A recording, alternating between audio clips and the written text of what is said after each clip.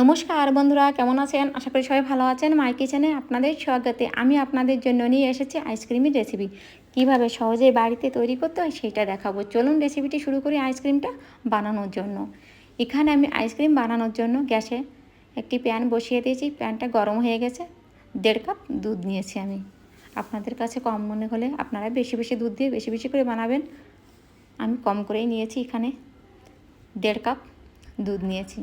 এখন দুধটাকে সুন্দর করে গরম করে নেব। এটাকে নাড়াচাড়া করে নিয়েছি। দুধটায় জালটা এসে গেছে। এখন এইটাকে সুন্দর করে আমি নাড়াচাড়া করতে থাকবো। এখন এর ভিতরে আমি অ্যাড করেছি চিনি। চিনিটাকে সুন্দর করে নাড়াচাড়া করে ছেট করে দিয়েছি। এখন এর ভিতরে মিল্ক পাউডার দিয়ে দেবো। মিল্ক পাউডারটাকে দুধটার সঙ্গে সুন্দর করে এটাকে মিশিয়ে দেবো, যাতে কোথাও দলা দলা না থাকে। আপনারা খেয়াল রাখবেন যাতে দলা দলা না থাকে। এটাকে আমি সুন্দর করে নাড়াচাড়া করে এটাকে মিশিয়ে নিয়েছি।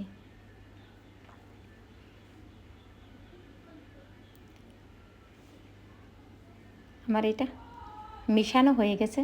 দেখুন, এটাকে সুন্দর করে আমি মিশিয়ে দিয়েছি।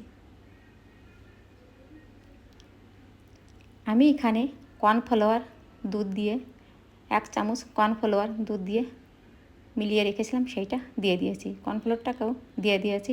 এখন কর্নফ্লোরটা দেওয়ার সঙ্গে সঙ্গে এটাকে আমি সুন্দর করে নাড়াচাড়া করতে থাকবো। দেখুন, এটাকে সুন্দর করে আমি নাড়াচাড়া করে নিয়েছি।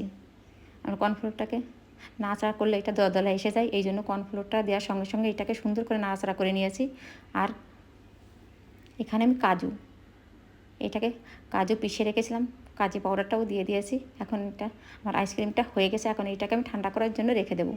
দেখুন, আমার আইসক্রিমের ব্যাটারটা ঠান্ডা হয়ে গেছে। এখন আমি আইসক্রিম বানানোর জন্য এইগুলো নিয়েছি। এখন আইসক্রিমটাকে আস্তে আস্তে করে এটাকে দিয়ে দেব। সুন্দর করে আমি দেওয়া হয়ে গেছে। এখন এটাকে একটা বাটার পেপার দিয়ে সুন্দর করে বন্ধ করে দেবো, যাতে হাওয়া না ঢোকে। এখন এটাকে চামচ দিয়ে ছেদ করে দিয়েছি কাঠিগুলো ঢোকানোর জন্য। আমি কাঠি নিয়েছি, এভাবে সুন্দর করে কাঠিগুলো ঢুকিয়ে দিয়েছি। এখন এইটাকে আমি 12 ঘন্টার জন্য এটাকে আইসক্রিমটা ফ্রিজে রেখে দেবো। যত সময় না এটা জমবে তত সময় আমি রেখে দিয়েছিলাম ফ্রিজে।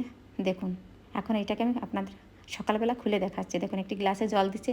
জলটা দিলে এটা সহজেই বেরিয়ে আসবে, এই কারণে জল দিয়েছে। দেখুন বন্ধুরা, আইসক্রিমটা কত সুন্দর হয়েছে। রেসিপিটি পছন্দ হয় লাইক, শেয়ার, কমেন্ট ও সাবস্ক্রাইবার করে দেবেন। আর অবশ্যই এইভাবে আইসক্রিম বানিয়ে খাবেন, খুব সুন্দর লাগে।